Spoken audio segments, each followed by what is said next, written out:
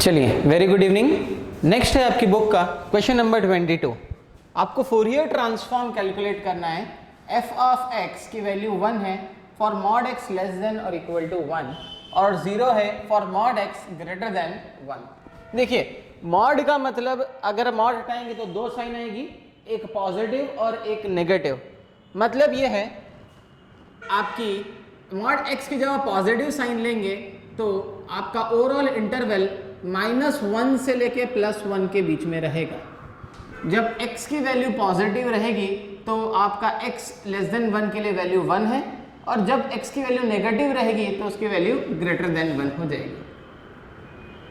इस तरीके से आपका इंटरवल ब्रेक होगा। क्लियर? चलिए अब हम इसको रिजॉल्व करते हैं।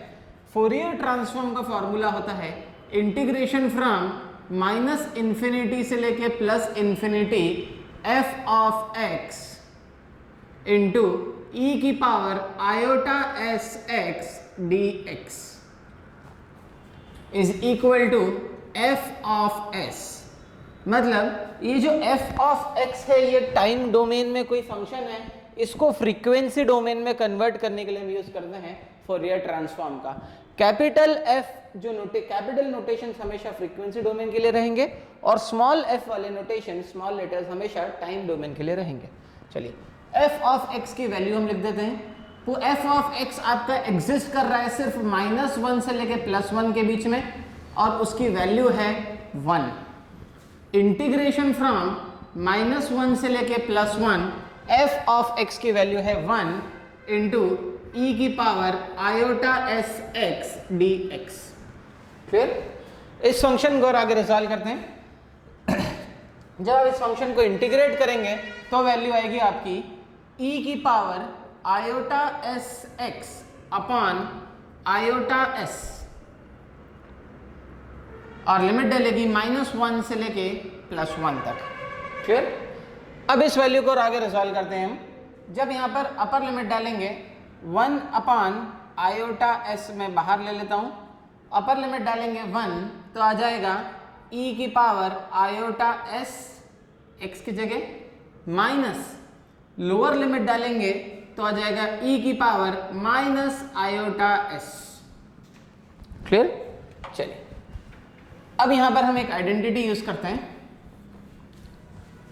जो साइन थीटा होता है आपका वो होता है आपका e की power j theta minus e की power -j theta upon 2j, तो आपका बनता है साइन थीटा।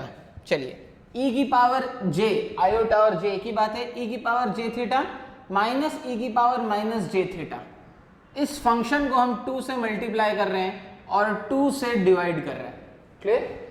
ये जो आयोटा है ये इसके मल्टीपल में चला जाएगा, तो आप देख सकते हैं हमने इसको साइन में कन्वर्ट कर लिया है। e की power j theta minus e की power -j theta upon 2j होता है साइन थीटा।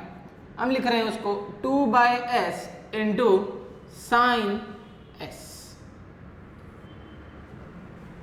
फिर आपका overall value i 2/s into sine s।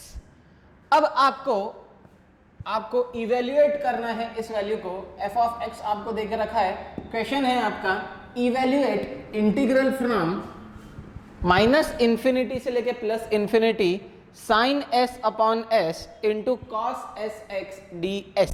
देखिए यहाँ पे ds है, मतलब अब मुझे जो भी फंक्शन मिला है उस फंक्शन का मैं लूंगा इनवर्स फोरियर ट्रांसफॉर्म। तो जो इनवर्स फोरियर ट्रांसफॉर्म का फॉर्मूला होता है वो होता है आपका f of x is equals to 1/2 pi integration from -∞ से लेके +∞ capital F of s into e की power -iota s x ds। ये फॉर्मूला होता है आपका इनवर्स फोरियर ट्रांसफॉर्म का। चलिए यहां पर हम f ऑफ s की जगह पर f ऑफ s की वैल्यू पुट करते हैं। ये आपका जो वैल्यू मिली है ये आपकी f ऑफ s की वैल्यू है। f ऑफ s की जो वैल्यू है 2/s इंटू साइन s। चलिए 1/2 पाई इंटीग्रेशन फ्रॉम -∞ से लेके +∞ 2/s into sine s into e की power minus iota s x d s. Clear? यहां पर 2 से 2 हो जाएगा आपका कैंसिल, आपका 1 अपॉन एस इंटू पाई बाहर आएगा, 1 अपॉन एस पाई, चलिए एस को अंदर ले लेते हैं, 1 upon pi integration from minus infinity से लेके plus infinity sine s upon s into e की power minus iota s x d s. यहां पर हम एक और फॉर्मूला यूज करते हैं, यूलर्स आइडेंटिटी। यूलर्स आइडेंटिटी के अकॉर्डिंग ई की पावर माइनस जे थीटा होता है आपका cos theta minus j sine theta. आप देख सकते हैं यहां पर e की पावर माइनस जे और ये है आपका थीटा। नेक्स्ट स्टेप में लिख रहा हूं मैं 1 upon pi integration from minus infinity से लेके plus infinity sine s upon s into e की पावर माइनस जे थीटा को मैं एक्सपांड कर रहा हूं, मैं लिख रहा हूं cos s x minus j sine s x d s. E की पावर जे थीटा होता है cos theta minus j sine theta. Clear? चलिए इस फंक्शन को, ये फंक्शन अब दोनों में मल्टीप्लाई होगा। नेक्स्ट स्टेप में आएगा 1 upon pi integration from minus infinity से लेके plus infinity sine s upon s into cos s x minus j integration from minus infinity से लेके plus infinity sine s upon s into sine s x. फिर दोनों के साथ में ds attach है तो ds के रिस्पेक्ट में हम इंटीग्रेट करेंगे। चलिए पहले हम यहाँ पर इवन फंक्शन और ऑड फंक्शन की टेस्ट लगा के देखते हैं। क्लियर?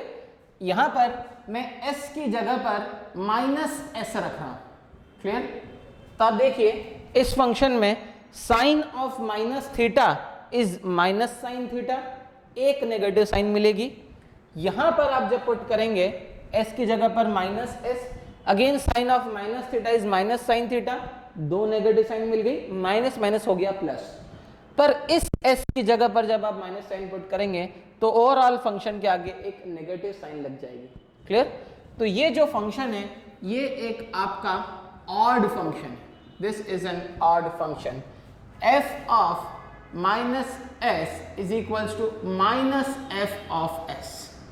और ऑड फंक्शन को माइनस इंफिनिटी से प्लस इंफिनिटी एक कंप्लीट इंटीग्रल में रिजॉल्व करेंगे तो ओवरऑल वैल्यू मिलेगी हमको 0। क्लियर? तो इस इंटीग्रल को हमको रिजॉल्व करने की जरूरत नहीं है, ये इंटीग्रल पूरा का पूरा 0 को करस्पॉन्ड कर चुका है। और यही इवेल्युएट करने के लिए पूछा गया था माइनस इंफिनिटी से plus infinity sine s upon s into cos s x d x 1 upon pi. अच्छा, इक्वल टू के इधर चल रहा है आपका स्मॉल एफ ऑफ एक्स। अगर आप क्वेश्चन में ध्यान से देखें तो स्मॉल एफ ऑफ एक्स की वैल्यू है आपकी 1, जो स्मॉल एफ ऑफ एक्स की वैल्यू है आपकी 1 when mod x is less than और equal to 1 and 0 when mod x is greater than 1। ये आपकी स्मॉल एफ ऑफ एक्स की वैल्यू है। लास्ट में पाई यहां पर चला जाएगा और ये पाई पूरी की पूरी वैल्यू से मल्टीप्लाई हो जाएगा, तो ये पाई पूरी की पूरी वैल्यू मल्टीप्लाई हो गया। So this is the value of the integral. Clear? Thank you.